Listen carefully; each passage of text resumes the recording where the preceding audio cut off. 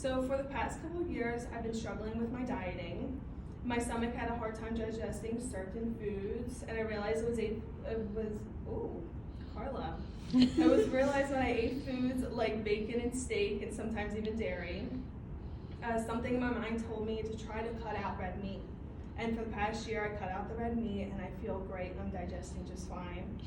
I come from a family of old-fashioned Italians, and red meat has a huge part of that, you know, from the meatballs and sausages and, you know, the meat sauce. How much can you truly resist?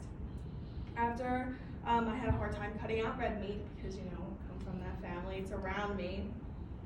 My family's a little disappointed in me, but I feel great and I believe that it's like a really good choice to cut out red meat, no matter how hard it is. The production of red meat is harmful to cows and our health, from abuse to the spread of disease-causing bacteria, and has benefits when you stop eating it. The abuse and suffering that cows go through is mind-blowing and may make you consider to stop eating it. The bacteria in the meat can cause diseases and we never even know it. Not eating red meat can be very beneficial when trying to lose weight and lower cholesterol levels. The abuse and suffering that cows go through in the production industry is cruel and mind-blowing. Most female cows are placed in dairy herd. In order to maintain milk production, cows are repeatedly impregnated. This industry refers to this cruelty as the rape racks. When dairy industry products decline, the cows are slaughtered for beef. Each year, about 39 million cattle and calves are killed for food in the U.S. If this many people were murdered, we'd eventually go extinct. The most male calves are raised and slaughtered for beef. Some are chained by the neck in wood crates for 16 weeks and slaughtered for veal. Dairy Farms is known for taking care of their cows, but not anymore.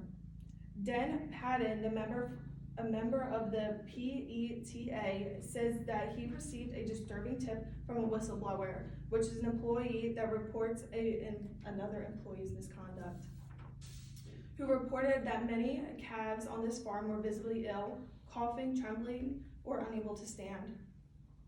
These cows were constricted together in massive sheds, forced to lie on the ground in their own manure. Cows were kicked, whipped, jabbed with pens and knives even when in labor.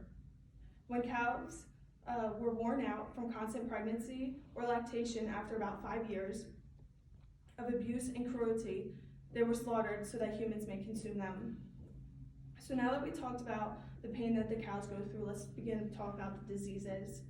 The bacteria causing diseases that come from red meat will have you second guess eating it.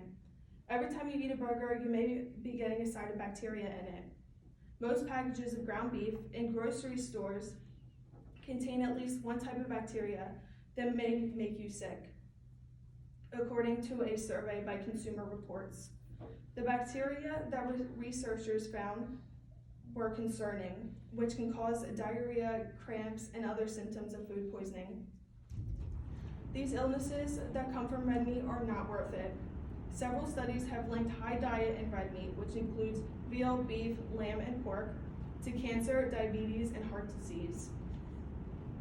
A recent report by Walter Willett and his colleagues at the Harvard School of Public Health went one step further, suggesting that regularly consuming red meat could even lead us to an untimely death. Looking into this study, I'm glad I decided to stop eating red meat, and these are just a few benefits to not eating it. I always thought that eating red meat was a good thing, and when I stopped, I was hurting my body. After learning about the benefits of not eating red meat, I'll never look back.